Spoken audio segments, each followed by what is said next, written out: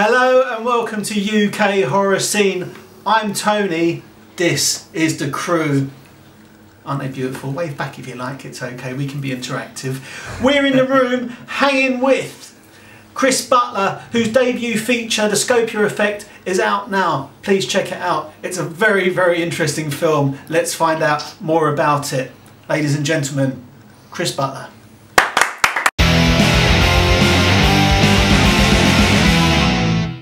Thanks for joining us, Chris. Putting yourself down here.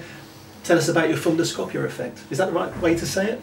The Scopia. The Scopia Effect. Sorry. Or the Scopia. Or the Scopia or Scopia. Right. What do you prefer? I prefer Scopia. Well, I'll go for Scopia then. I made up the word in the first place. So. It's a great. Do you know? I actually thought that was a real thing. I didn't actually Google it, but I made it up. It should be. Well, it is a real thing. It is now. I tried to get it on Wikipedia. Yeah, that's great. It was on Wikipedia. They took it down. We're putting it back on again. Swine. And they have so much on Wikipedia to take that down. That's so much crap on Wikipedia. Yeah, I know. You must have really pissed off Wikipedia to take that down. I mean, I've seen stuff on there that shouldn't be there. And I did. We provoked a reaction from people saying this isn't true. Take it down. You should put that on your poster. Well, I mean, it's in the movie at the beginning. The definition for the word Scopia was phenomena that cannot be explained by science, basically. So yeah, I wanted to make a name for a film that's about the things we don't understand. Yeah, no, I like it. It's because it's a familiar title. It's great, and now it is a thing. Now it's a thing. So, but what is the film about? Apart from being about the Scopia Effect. The film is about there's a young Polish girl called Basia who lives in London, and she sees a therapist to deal with some of her anxiety and buried issues, which we've all got, I'm sure. This therapist tries an unorthodox method of hypnotic regression. Hypnosis therapy. She regresses back to her childhood to unearth some buried traumas to do with her mother. But then something goes wrong and she regresses too far back and starts to recall her previous lives and more importantly her previous deaths. Timelines start to get mixed up. She starts to relive traumas and experiences from her previous incarnations. People and timelines start to merge, bombard her present day. Everything becomes abstract, a bit surreal, and she goes a bit crazy and spirals off into a bit of insanity. And that's the premise of the film, really. Yeah. I mean, the insanity is good because I mean, I watched it last week. You really put your actress through it. I mean, she's alive, by the way. She's still all right. Yeah, she didn't need therapy after it. She's okay. Because it wasn't just like a short shoot either, was it? We were talking about this earlier. And how long did it take you to shoot The Scopia Effect? The film took just under 3.5 years of principal photography to get everything filmed. I think it was 8 terabytes of data in the can. So yeah, 3.5 years of, sacrifice, blood, sweat and tears. Me and the producer quit our day jobs, got new day jobs, got work we could find it, Indiegogo campaigns, Kickstarter campaigns, micro investments. I mean, it was beg, borrow and steal. Any way we could. We called it the Eraserhead model. Make a bit of money, do some film, make a bit of money, do some film. So it took 3.5 years and we treated every time period in the film, because it's reincarnation, so you've got ancient Japan, ancient India, ancient France, Africa. So we treated each previous life as its own story. And it felt very much like that, because they have distinct looks about them. I mean, like when the film starts, because I think that the first flashback is Japan, isn't it? I think. First in chronological, the first one you'll see is ancient Japan. Yeah. And it looks completely different. Yeah. I mean, like when I thought it was absolutely stunning. The cinematography in the film is stunning, especially with the flashback stuff. Japan is just incredible. I mean, it looks so sharp, and you think, oh man, that looks. You always want to see it. Start watching that whole film. I know. It's really good. And you used 2 different cinematographers for that, didn't you? Yeah, is that right? The visual. I mean, I always want to present something different for your first feature film to cinema. Try new things, and I like this idea of kind of contrast. I wanted to start off almost like a kitchen sink drama. Yeah, and that's how it feels. And the audience isn't expecting it, throwing you in ancient Japan. So we had 2 cinematographers, like you say, one for scenes set in the past, and one for scenes set in the present. Everything in the present was shot on prime lenses, almost documentary style, like I say, very kitchen sink drama. Yeah. Anything set in the past, be it Japan or India, was shot on anamorphic lenses, different DOP, and we create a different world. I mean, we're filming on very low budget, so being very creative with what you've got, trying to create different periods in time. Yeah. So, you know, treating each one like a different film, developing these 6 different looks and palettes, and then throwing them all together into a tapestry was the effect I was really trying to go for. No, it really comes across, because it does feel like you said, the first bit, the wraparound bit of it, if as much. That does feel very much like kitchen sink. It is very kind of real, British. British. Yeah, it's very kind of what you're used to, really. And then you suddenly switch to the flashbacks, and it looks completely different. Yeah. Which I want people to say it's the same film. It does stop. You do stop and yeah. think, wow, that looks incredible. Yeah. That looks incredible. Just the sheen on it, the camera flare, everything. There's all these lovely little touches to it, and it does pull you straight away. It just grabs your attention. Was that, I mean, obviously that was your intention from the beginning, but due to the time period it took, I mean, what, 3.5 years of shooting, which is a long time. Yeah, we'll get those years back. But you've got a nice feature film out I love and a very distinct and unique feature film as well. Did things change as you went along? No, I'd say things built. You know, we started off with nothing, basically. Yeah. We were able to film the modern day, because it was set in London, it was set in the present, and the art department was less ambitious. So stylistically, it suited the budget at the time. Yeah. And we'd build the look. So, you know, so for example, ancient Japan was like, right, now we need to do ancient Japan. So you start off with the cinematography, and you develop a brief, and you discuss the techniques that you can do with not much money. Yeah. You don't just film it. You know, you have to be patient. Say, well, it might take another 6 months, but you know, we'll get it to the level where it looks like cinema, you know. Building sets in studios in Peckham. And I mean, literally picking every texture on the wall, to the fabrics on the clothes, to the dirt on the faces, to the facial grooming, you know, and it builds in that way until you build this authentic image. And then even the script was written in English for ancient Japan, then it was translated into Japanese, and then that was translated into ancient Japanese. Because I wanted to pass the smart ass test. Yeah. There's always a smart ass. Yeah, Actually, that's not accurate. They wouldn't say that, and I thought, no smart ass is going to stand up. They might hate the film, but they're not going to say it's historically inaccurate.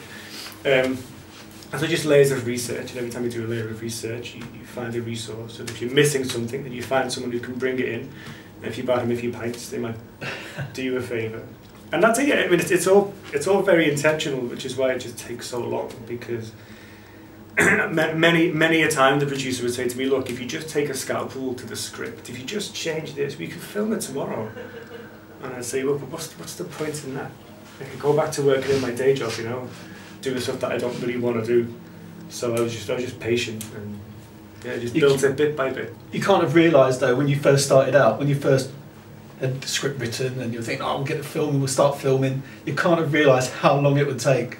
No, I mean, it was initially meant to take a year. In my head it was a year, and the producer laughed, said it'll take a year. And these things it takes everything you've got, and then it takes more. And then it takes more, and it's when you think it can't take any more, it does, and that's the nature of it. So it was 1 year, and we'd filmed about a third of the film, and then, okay, let's get this film. New Year's resolution, for 3 years, we're going to finish Scopia Effect this year. And you know, every people say you're lucky and you're fortunate and you make things happen and you're driven, but every one thing that goes your way, 20 things didn't. You know, so every year was setback after setback after setback.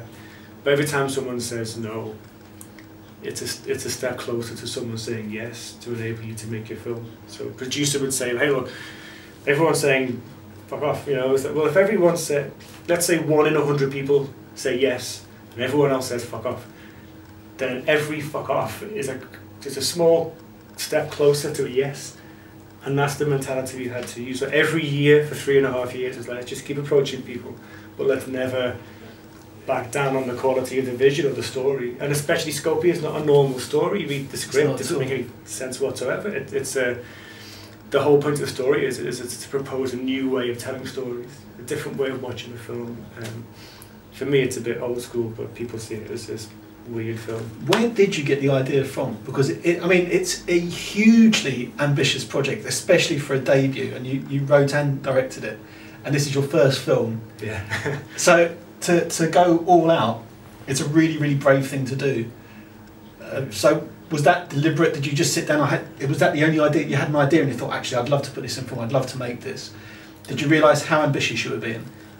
Yeah, you have to be. You know, a lot of people would say to me, you know, well, it's going to be hard, you know, this is very ambitious, and you've got a good job and you should stick into it. And that was my worst fear. And it's trying to convince people, like, I'm not stupid, I'm not naive, I'm just really, really into it. You know, I know it's going to be really hard, but I'll try really, really hard. Oh, it's going to be really, really, really hard. Well, I'll try really, really, really, really hard then. I'm not going to back down. Oh, well, it probably won't work out. It's like, well, it will, because I'm my own guarantee, because I won't stop until I finish it, so there, leave me alone. So I knew how hard it was going to be, because I'd worked in production before, and I'd done kind of short films and stuff like that. I knew how hard it was to convince people to be in front of the camera and behind the camera to get across a vision that no one's going to understand what it is until they see the final thing. Yeah. And the way I did that, so I had a career in advertising to begin with, and I didn't want to be one of these. I'd met so many people that were like, you know, I've got this script, and so-and-so's read my script, and so-and-so's going to cast so-and-so, and blah, blah, blah. And I was like, how long have you been doing this for? 5 years. Sometimes 10 years. And I was like, I don't want to be one of those people. Do you know, because I know this can go on forever, and your film's not getting made, you know. It might, maybe in 10 years it might. And I thought, well, if that takes 5 years, I could have made my film by then by myself. So in the same day, I quit my job, quit the people that I worked with, my boss. I called my landlord and gave up my flat in Clapham. And that week I just left London and moved in with my mum. I set up my bags again. I was like, Mum, I've just quit my career. I've got about £500 in the bank, and that's it. But I did that because I knew you had to throw yourself into it. You have to prove to yourself that you're going to burn those bridges and not go back. I'm not going to stop until it's finished. I don't want to be comfortable. I don't want comforts or money or to eat at nice restaurants. I just want to finish this film. Yeah, no excuse to leave it. No excuse to walk away. There's no going back. You know, you close off the way back, and you can only go forward. So, so to answer the question is yes. I knew what I was getting into, and I was prepared to, you know, live out of the bargain basket for 3 years in the supermarket, which is what it was living on people's couches. You know, I took work during those 3 years, but every penny went into the film. You know, it's like having mouths to feed, and yeah, but you know, it's you grow up. You'll grow up doing that because it's very lonely. I can imagine, and that's why you were bugging people. Chasing them. The day it finished, like I'd forgotten what it was like not to be begging people for things. Do you know? And I was like, this is brilliant. I can just have a cup of tea and watch. But did you find that 5 minutes later you were thinking, oh, what do I do now? I didn't know what to do with myself for about 6 months. It must have thrown you completely. I was climbing the walls, I was worrying. 3.5 years, I didn't know anything else about I have to find ways of finishing this film. And but that was just the filming, wasn't it, the 3.5 years? I mean, were you editing in between that? So like every time you shot something, did you edit it, or did you just leave it in the can? We were storing up these gigabytes and data, which became terabytes. The only editing we did, I'd cut together rough cuts, trailers, samples, just to show people when we were trying to get money. You know, and they were small, tiny amounts of money with people with little bits of disposable income that wanted to be associated with a film for, and it's a punt. It's an unknown director, unknown producer, so they're tiny amounts of money. So I'd put together examples. I like cutting, I like editing. I've edited for years. I started with Steinbeck years ago and stuff like that, and I have a lot of respect for editors. So I wouldn't try and edit it myself because I have so much respect for editors. But in terms of post-production, while we were campaigning for, I think it was the final $5 grand. I mean, we did a Kickstarter campaign for 5k. That's the numbers we're looking at on this film. To finish, I think it was Ancient India. And the Kickstarter campaign is good because it comes a bit of PR online, social media, and gets a bit of attention. And an editor over in LA at the time, who did kind of high-profile music videos, had seen it on Kickstarter and shown up on his social media radar. And he contacted us and said, I love the look of this film. It's the kind of film I've always wanted, feature I've always wanted to cut. Because I did the trailer to echo the style of the film. And I said, yeah, well, we're still finishing it, but when it's finished, you'll stay in touch. We stayed in touch like modern-day pen pals. And I thought the stuff he did was dead cool, and we like sci-fi, and we like movies, and he was about the same age as me with the same heroes. And by the time the film was finished, we said, okay, well, you're our editor. And this is when they say you make your own look comes into play. Because we hobbled over the finish line with 8 terabytes of data after 3.5 years of sacrifice and hard work. And as you know, post-production is massive and expensive. And he at the time, he moved to a new company in Chicago called Hootenanny. He's now a beast. And they said, right, we're going to do your editing in your film. Devoted studio, unlimited time, on a kind of a pro bono deferment basis, 2 assistant editors, full suite everything, very seasoned editors. Flew over with my hard drives to Chicago, bruised and battered. Thank you, proper facilities, Did you want a cup of tea? No, you're going to invoice me? Do you know what I mean? It was like, and they handled the edit, and it was so good. And then while they're editing, a guy called Gil Barron is a VFX, big VFX artist, was walking past his studio, and he saw this images of the Scopia Effect on his screen and said, hey, what's that? He said, oh, it's a British guy making a film, there's no money, I'm doing it as a labour of love, blah, blah, blah. He said, show me some more, so we showed him some more. He said, oh, it's really cool, I want in on that, So I'll give you his details, but there's no money. So Gil Barron turned out to be well known for things like The Matrix, The Ring, and that little film, The Matrix. You might have heard of it, yeah. And I was like, once I IMDb'd the guy before we had this Skype call, and I got massively intimidated and nervous. So I was like, oh, I can imagine, yeah. But he'd heard about our story, and he'd heard all about us. And he said, look, we really want to do the VFX in your film. Can you cover expenses? And I said, well, no, because your expenses for a day is a day's filming for us, and we've got about 4 days filming to try and get this thing done. He said, well, let us go and speak to our producer in LA, and we'll get back to you. And a week later, made us sweat, got back and said, got a green light, we're going to do your VFX. So we had Method Studios, which is like they're doing like Iron Man and stuff like that. It does really show, actually. I mean, it's awesome. Like especially in the final scenes as well. You can see that means we're running out of time. Yeah. Running out of data. But no, it really does show. I think that's the most telling. I think, like for me, when I was watching it, going back to the kitchen sink drama. The present day feels very English. Yeah. But when you get the flashbacks, you feel like you're watching a big budget American movie. Yeah. Because it's got that sheen, it's got that gloss, and that's what snaps you straight away, and you're kind of thrown completely because it's pulled out. But I think that was the intention as well. Yeah. Because it is that kind of film. It's supposed to feel quite fragmented, and I imagine because of that, it is quite divisive with the audience. I'd imagine some people really, really love it and really dig it, and then other people are kind of like, I have no idea what I just watched. It's an absolute Marmite as a film, and you'll understand the term Marmite. People will hate it. People hate it. And I strongly believe in making any kind of content in that way. Choose your audience, choose the kind of thing you love to make, and don't worry about alienating other people, because everyone that hates it, someone else will love it. And my biggest nightmare, my biggest fear is people being indifferent about it, because then you fail. Yeah, I think, see, even for people who don't like the film, and I think it would be, because it is that kind of film, it does throw you a lot, it's not linear, it's not commercial, it's not a commercial movie. No, it slaps you about a bit. It does, it really does, especially your poor actress who you tortured for 3.5 years. Yeah.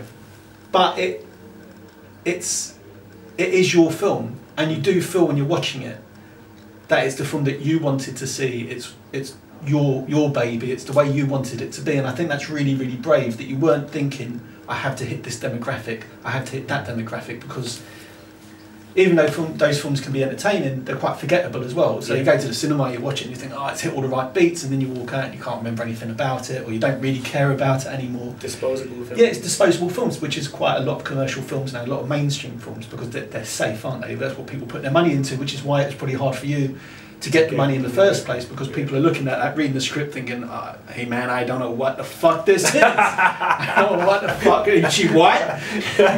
Who's this fucking dude? I don't know." So you can imagine, and I can imagine you were getting that all the time, and then when it ends, you think, what? She white? How is it? If you're not David Lynch, I don't want to know. Yeah, exactly. But David Lynch can get away with exactly. it. And he started out at a different time in films and built his name up in a different way. So nowadays, a David Lynch is much harder to launch. Yes. Even though it's easier to make films, it's not always good to make good films and of a very, very high quality.